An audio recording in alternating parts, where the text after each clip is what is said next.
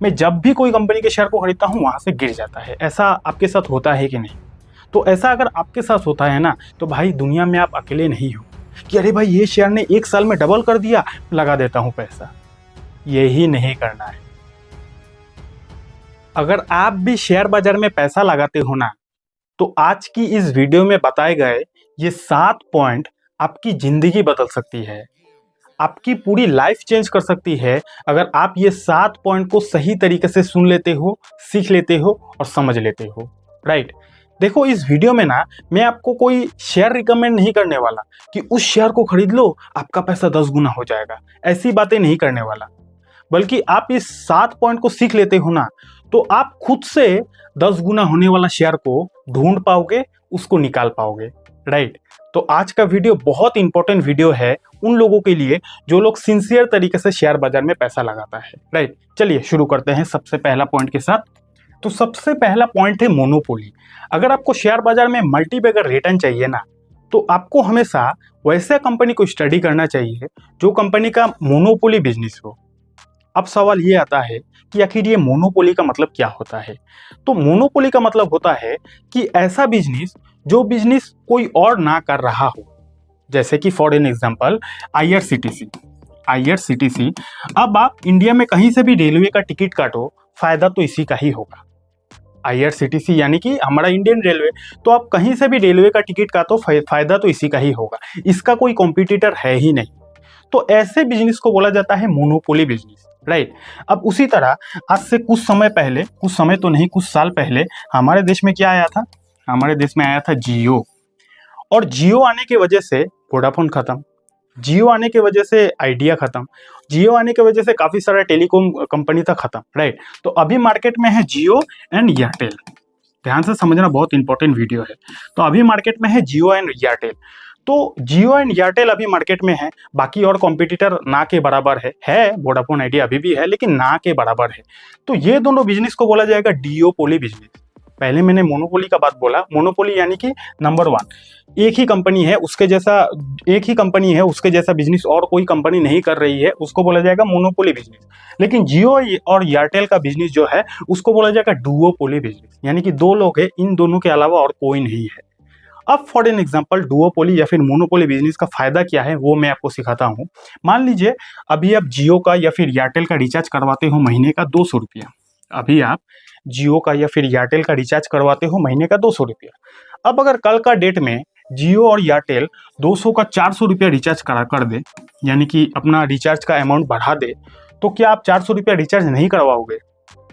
आप क्या ऐसा बोलोगे कि अब 200 का 400 हो गया, डबल रिचार्ज का दाम हो गया, अब मैं अगले महीने से रिचार्ज नहीं करवाऊंगा? क्या आप ऐसा करोगे? इम्पॉसिबल है, आप ऐसा कतई नहीं करोगे। यानी कि जो टेलीकॉम का बिजनेस है, जो इंटरनेट का बिजनेस है, ये मजबूरी के वाला बिजनेस है। आपको रिचार्ज करवाना ही पड़ेगा और कोई आपके पास ऑप्शन ही नहीं है। क्योंकि ऐसा क्यों हुआ? क्योंकि मार्केट में 2 ही प्लेयर है, जियो है, एयरटेल है, इसके अलावा और कौन है? वोडाफोन आइडिया खत्म है, बीएसएनएल खत्म है, बाकी जो डोकोमो था सब खत्म है। तो डुओपोली बिजनेस है। और डुओपोली या फिर मोनोपोली बिजनेस का सबसे बड़ा एडवांटेज क्या है कि वो जब चाहे तब अपना प्राइस को इंक्रीज कर सकता है, कोई रोकने वाला नहीं है। 2 ही मार्केट में खिलाड़ी है। राइट। और इसी कारण तो हमारा जो सरकार है वो वोडाफोन आइडिया को बचा लिया। वोडाफोन आइडिया तो खत्म होने वाला था, तो सरकार ने उसको बचा के रखा है, क्योंकि सरकार के अंदर भी तो डर है ना कि अगर मार्केट में डुओपोली हो गया तो बाद में तो इन दोनों का मनमानी चलेगा, रिचार्ज का दाम बढ़ा देगा, तो फिर क्या होगा? ऑप्शन ही नहीं है लोगों के पास। इसलिए वोडाफोन आइडिया आज भी सर्वाइव कर रहा है, सरकार ने उसको बचाया है। राइट। तो मेरा कहने का मतलब ये है कि अगर आपको शेयर बाजार से मल्टीबैगर रिटर्न चाहिए तो आपको हमेशा मोनोपोली वाले बिजनेस को स्टडी करना चाहिए। क्योंकि मोनोपोली वाला बिजनेस में क्या होता है कि मनमानी चलता है। आपको as a share market investor customer के एंगल से नहीं सोचना है। मैंने यहाँ पे जियो और एयरटेल का जो एग्जांपल दिया, अब आपने कस्टमर के एंगल से सोचा तो आप डर गए होंगे कि अरे बात तो सही कह रहा है आकाश भाई, अगर जियो और एयरटेल अगर प्राइस इंक्रीज कर देगा तो हमारा क्या होगा? ये आपने कस्टमर के एंगल से देखा। लेकिन as a shareholder, as a businessman के एंगल से अगर आप देखोगे ना तो आप खुश हो जाओगे। जियो का या फिर एयरटेल का शेयर होल्डर अगर देख रहे हो तो खुश हो जाओगे, क्योंकि शेयर का प्राइस इंक्रीज होगा। अगर जियो और एयरटेल अपना दाम बढ़ा दे, रिचार्ज का दाम बढ़ा दे, तो कंपनी प्रॉफिट में जाएगी ना, और कंपनी प्रॉफिट में जाएगी तो शेयर का प्राइस भी बढ़ेगा। राइट। तो इस एंगल से आपको शेयर बाजार में सोचना चाहिए कि मोनोपोली अगर बिजनेस है तो बहुत बहुत फायदा होता है इसका, क्योंकि उसके कॉम्पिटिटर कोई रहता ही नहीं है, तो हेड भी अपना तेल भी अपना, चाहे कहीं भी जाओ प्रॉफिट तो होगा ही, राइट। अब एक डिस्क्लेमर रहेगा कि भैया ये दोनों हमारे तरफ से रिकमेंडेशन नहीं है। इससे पहले जो मैंने IRCTC बोला कोई रिकमेंडेशन नहीं है, मैं बस आपको समझाने की कोशिश कर रहा हूँ। बिना एग्जाम्पल का आप समझ नहीं पाओगे, इसलिए एग्जाम्पल ही इसको समझ लेना, रिकमेंडेशन नहीं है, राइट। तो पहला पॉइंट है मोनोपोली बिजनेस, ये आपको स्टडी करना चाहिए। उसके बाद कैपेक्स, अगर आपको शेयर बाजार से मल्टीबैगर रिटर्न चाहिए ना, तो आपको वैसा कंपनी को स्टडी करना चाहिए जो कंपनी लगातार कैपेक्स कर रहा हो। अब सवाल ये आता है कि आखिर ये कैपेक्स का मतलब क्या होता है। तो कैपेक्स का मतलब होता है कि अगर कोई कंपनी अपना बिजनेस की क्षमता को लगातार बढ़ा रही है तो उसी को बोला जाता है कैपेक्स करना। नहीं समझे बात? देखो खुल के समझाता हूँ। मान लीजिए एक ज्वेलरी का कंपनी है, मान लीजिए एक ज्वेलरी का कंपनी है, और इस कंपनी का फिलहाल के टाइम में शॉप है ओनली दिल्ली में। ध्यान से समझना, एक ज्वेलरी का कंपनी है और ज्वेलरी का जो कंपनी है फिलहाल के टाइम में उसका स्टोर है ओनली दिल्ली में। अब अगर कंपनी दिल्ली से मान लीजिए मुंबई में भी अपना स्टोर खोलती है, मान लीजिए मुंबई में खोल लिया, उसके बाद दिल्ली से मान लीजिए आसाम में भी खोल रही है, ठीक है, तो ये क्या कर रही है कंपनी, ये कंपनी अपना बिजनेस का क्षमता को और बढ़ा रही है, और इसी को बोला जाता है कैपेक्स। समझ में आ रहा है कि नहीं?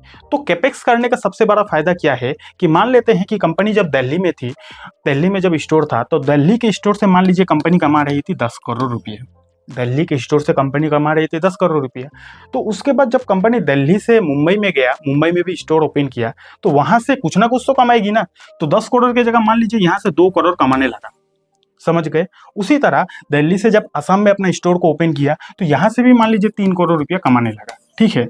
तो पहले कंपनी कमा रही थी 10 करोड़ रुपया, उसके बाद कंपनी ने कैपेक्स किया, यानी कि अपना बिजनेस को क्षमता को इंक्रीज किया, उसके बाद कंपनी का यहाँ से भी पैसा आने लगा, यहाँ से भी पैसा आने लगा। तो इसी को बोला जाता है कैपेक्स। और जब कंपनी कैपेक्स करती है ना, तो कंपनी का सेल भी बढ़ता है, कंपनी का प्रॉफिट भी बढ़ता है, और कंपनी लगातार ग्रो करती है, राइट।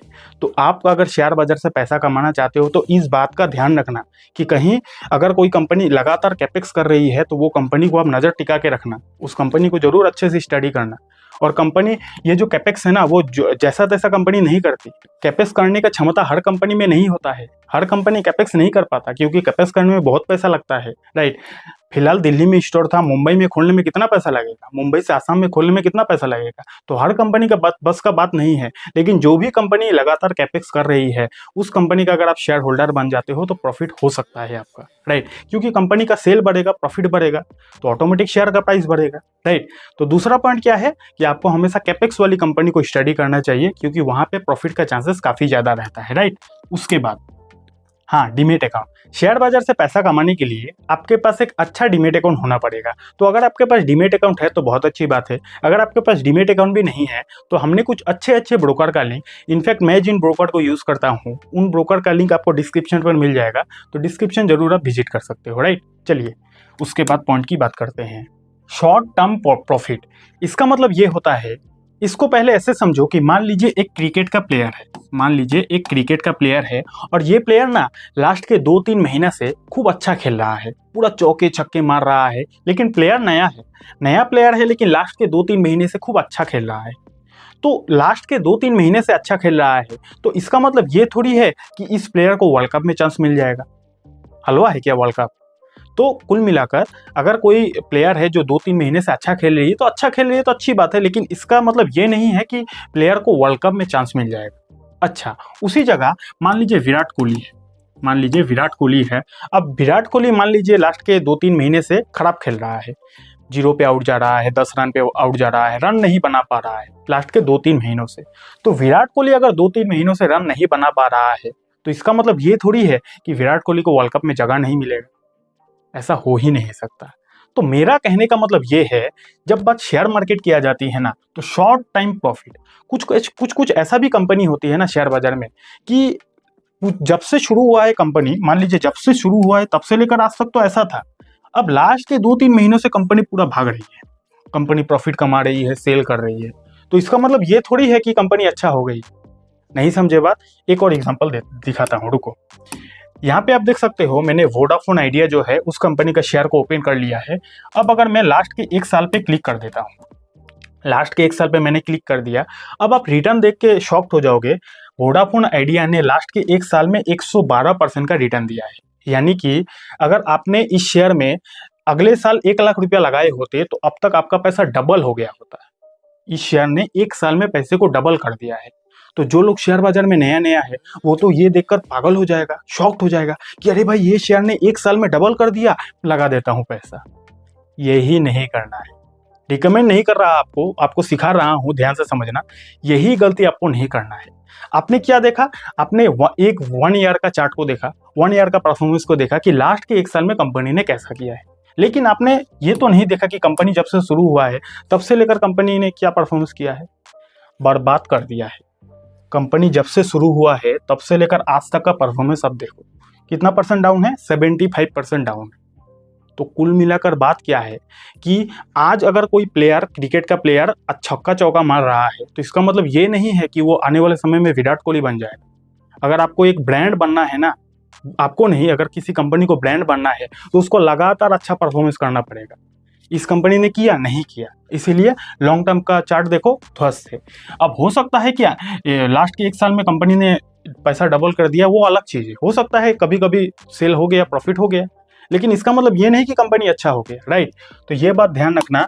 अगर आप शेयर बाजार में पैसा लगाते हो तो शॉर्ट टर्म का प्रॉफिट में आपको नहीं जाना है। अगर कंपनी लास्ट के 2-3 महीने से पूरा भाग रहा है, ज्यादातर बिगिनर्स तो यहीं पे फंस जाता है। कंपनी, मान लीजिए एक कंपनी है जो जब से शुरू हुआ है तब से लेकर आज तक उसका चार्ट ऐसा था, उसका परफॉर्मेंस ऐसा था।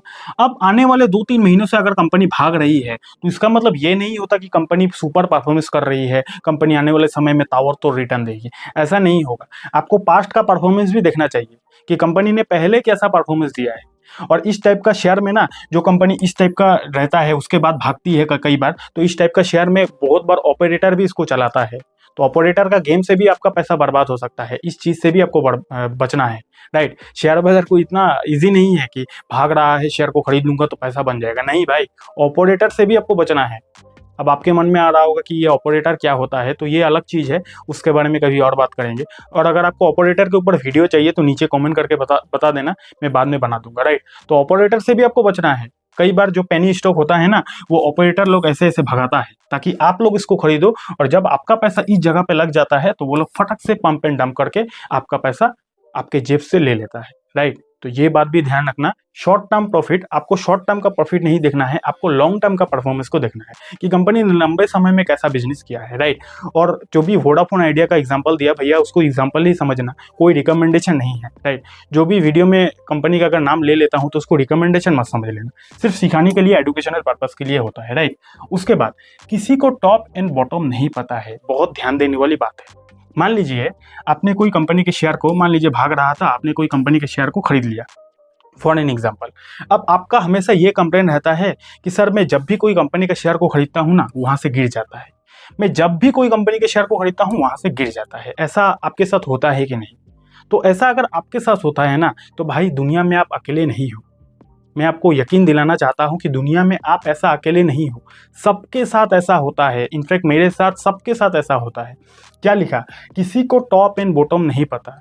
अगर मान लीजिए कोई शेयर ऐसे था, ये उसका बॉटम था, और कोई शेयर यहाँ पे टॉप पे पहुंच गया, तो कोई आपको कॉन्फिडेंटली ये नहीं बता सकता कि मेरे को पता था शेयर इतना दूर तक ही गिरेगी, मेरे को पता था शेयर इतना दूर तक ही हाईएस्ट जाएगी, मेरे को पता था। कोई आपको ऐसा नहीं बोल सकता। और अगर कोई आपको बोल रहा है ना, तो भैया वो झूठ बोल रहा है, वो झूठ बोल रहा है। किसी को टॉप एंड बॉटम नहीं पता है। इनफैक्ट जो वॉरेन बफेट सर जी है, उन्होंने भी एक इंटरव्यू में बोला था कि इस दुनिया में किसी को टॉप एंड बॉटम नहीं पता रहता है, राइट। तो ऐसा अगर आपके साथ होता है कि आप शेयर को खरीदते हो, मान लीजिए, उसके बाद ही शेयर गिर जाता है, तो आप पहला इंसान नहीं हो, सबके साथ होता है। अगर कंपनी में दम होगा, कंपनी का फंडामेंटल स्ट्रांग होगा, तो शॉर्ट टाइम में भले ही वो शेयर गिर जाता है, लेकिन लंबे समय का चार्ट देखोगे तो वो शेयर हमेशा ऊपर जाएगा। तो इसलिए कंपनी का बिजनेस देखकर पैसा इन्वेस्ट करना चाहिए। और जरूरी नहीं कि आपका खरीदने के बाद शेयर का प्राइस ऊपर ही जाए, गिरता है, कई बार गिरता है, राइट। तो किसी को टॉप एंड बॉटम नहीं पता होता है। उसके बाद लॉन्ग टर्म बोरोइंग, ये भी समझने वाली चीज है। अच्छा, ये वीडियो अब तक कैसा लग रहा है नीचे कमेंट करके बता दो यार। कमेंट करो पहले, उसके बाद बताता हूँ। ये पॉइंट कर दिया, लाइक कर दिया, चलो लॉन्ग टर्म बोरोइंग का मतलब ये होता है कि आपको देखना है कि कंपनी के ऊपर कहीं बहुत ज़्यादा कर्ज तो नहीं है। देखो, लोन लेना, कर्ज लेना कोई पाप नहीं होता है, लेकिन अगर कंपनी ने लोन लिया है तो कंपनी का उस हिसाब से प्रॉफिट भी होना चाहिए। मान लीजिए कंपनी के ऊपर अगर 100 करोड़ का कर्ज है, 100 करोड़ का लोन है, राइट, तो कंपनी के अंदर उतना कैपेसिटी होना चाहिए कि कंपनी एक ना एक दिन इस कर्ज को खत्म कर देगी। कंपनी का प्रॉफिट भी होना चाहिए। अगर कंपनी के ऊपर हद से ज़्यादा बोरोइंग है, हद से ज़्यादा लोन है, कर्ज है, तो भैया कंपनी कितना भी कमा ले, उसको इंटरेस्ट चुकाने में ही जीवन चला जाए, राइट। तो हो सकता है एक अच्छा कंपनी हो, बिजनेस कर रही है, सेल कर रही है, आप ये देखोगे कि कंपनी का तो सेल अच्छा हो रहा है, प्रॉफिट अच्छा हो रहा है, लेकिन फिर भी उस कंपनी का शेयर का प्राइस नहीं भागेगा। फिर भी उस कंपनी का शेयर का प्राइस नहीं भागेगा। क्यों नहीं भागेगा? क्योंकि उस कंपनी के ऊपर कर्ज बहुत ज़्यादा है। वो कंपनी कमाती तो ठीक है, प्रॉफिट तो ठीक करती है, लेकिन कंपनी का लोन चुकाने में ही उसका सारा प्रॉफिट चला जाता है, राइट। तो आपको हमेशा ये देखना है कि कंपनी के ऊपर कर्ज हद से ज़्यादा ना रहे। लोन लेना पाप नहीं है, लोन को ना चुका पाना पाप है, राइट। समझ गए? चलो, डिविडेंड, इसका मतलब ये होता है कि प्रॉफिट का हिस्सा। कई बार हमारे शेयर बाजार में ना कुछ कुछ ऐसा भी कंपनी होती है जो कंपनी बीच बीच में अपने शेयर होल्डर को डिविडेंड देती है, यानी कि पैसा देती है कई बार। तो मान लीजिए, आप थोड़ा दिमाग लगाकर सोचो कि एक कंपनी है जो कंपनी बीच बीच में अपने शेयर होल्डर को डिविडेंड दे रही है, पैसा दे रही है। तो अगर कोई कंपनी अपने जेब से पैसा दे रही है तो भैया जरूर वो कंपनी का प्रॉफिट अच्छा हो रहा होगा, जरूर वो कंपनी का सेल अच्छा हो रहा होगा, तब ना वो कंपनी अपने शेयर होल्डर को पैसा बांट रही है। कंपनी के अंदर तो कोई खुजली नहीं है ना कि शेयर होल्डर को पैसा बांटो। अगर कोई कंपनी लगातार डिविडेंड दे रही है, अपना प्रॉफिट का हिस्सा दे रही है शेयर होल्डर को, तो जरूर वो कंपनी प्रॉफिट कर रही है, तो ना जाके दे रही है। कंपनी अपने पॉकेट से, जेब से तो नहीं देगा, घर का पैसा तो आपको नहीं देगा। तो प्रॉफिट हो रहा है इसलिए ना डिविडेंड आपको दे रही है। तो ये बात भी आपको देखना है, नज़र टिकाना है कि ऐसा कौन सा कंपनी है जो लगातार डिविडेंड दे रही है। वैसे कंपनी को भी आपको स्टडी करना चाहिए। अब जरूरी ये नहीं है कि डिविडेंड देने वाला हर कंपनी अच्छा हो गया, फाइन हो गया, ऐसा भी नहीं बोल रहा। आपको एक पैरामीटर को देख के कभी भी शेयर को सिलेक्शन नहीं करना चाहिए। एक पैरामीटर को अगर देखकर शेयर को सिलेक्शन करना होता तो खाली मैं ये पॉइंट बताता और वीडियो को क्लोज कर देता। इतना सारा पॉइंट मैंने आपको नहीं बताता, ये मोनोपोली, कैपेक्स, इतना सारा पॉइंट आपको नहीं बताता, राइट। तो डिविडेंड, मैंने बोला कि डिविडेंड देना अच्छी बात है, लेकिन सिर्फ डिविडेंड ही दे रही है और बाकी कंपनी का कोई सेल नहीं है, प्रॉफिट नहीं है, तो ऐसा भी नहीं है, राइट। आपको हर तरफ से देखना है। तो डिविडेंड भी आपको नज़र टिका के रखना है। उसके बाद डिफेंसिव स्टॉक, ये काफ़ी ज़्यादा समझने वाली चीज़ है। आपके पोर्टफोलियो में कुछ डिफेंसिव स्टॉक भी रहना चाहिए। अब सवाल ये आता है कि डिफेंसिव स्टॉक का मतलब क्या होता है? तो डिफेंसिव स्टॉक का मतलब डिफेंस वाला स्टॉक के बारे में मैं नहीं बोल रहा। डिफेंस का मतलब होता है, यानी कि डिफेंसिव स्टॉक का मतलब ये होता है कि ऐसा स्टॉक जो आपके पोर्टफोलियो को प्रोटेक्ट करता है। नहीं समझे बात? देखो, कुछ साल पहले कोविड आया था ना, कुछ साल पहले कोविड आया था और कोविड की वजह से हर एक कंपनी, शेयर बाजार में जितना भी कंपनी था, हर एक कंपनी का शेयर डाउन था, राइट। लेकिन हमारे शेयर बाजार में कुछ कुछ ऐसा भी कंपनी है, कुछ कुछ ऐसा भी स्टॉक है जो कंपनी डिफेंसिव कंपनी है, यानी कि डिफेंसिव स्टॉक उन लोगों को बोला जाता है। तो डिफेंसिव का मतलब ये होता है कि जब कोविड आया था तो हमारे देश में हर एक बिजनेस पे इफेक्ट हुआ था, हमारे देश क्या पूरा दुनिया में हर एक बिजनेस में इफेक्ट हुआ था। लेकिन कुछ कुछ ऐसा भी बिजनेस था जिस बिजनेस को घंटा भी फर्क नहीं पड़ा था कोविड से। कुछ कुछ ऐसा भी बिजनेस था जिस बिजनेस को घंटा भी फर्क नहीं पड़ा था, जैसे कि खाने पीने वाला कंपनी FMCG है ना, जो कंपनी खाना पीना बनाती है, खाना पीना बेचती है, उस कंपनी को कोविड से कोई फर्क पड़ा? घंटा भी नहीं पड़ा। जैसे कि फार्मा यानी कि जो कंपनी मेडिसिन बनाती है, तो वैसा कंपनी को कोविड से कोई फर्क पड़ा? उल्टा कोविड में तो फार्मा कंपनी पूरा भाग रही थी, राइट। तो आपका पोर्टफोलियो में हमेशा डिफेंसिव स्टॉक भी रहना चाहिए। अब ऐसा नहीं कि सारा पैसा डिफेंसिव स्टॉक में डाल दो, ऐसा भी नहीं है। मैं बोला ना कि सब कुछ आपको बैलेंस हिसाब से सोचना चाहिए।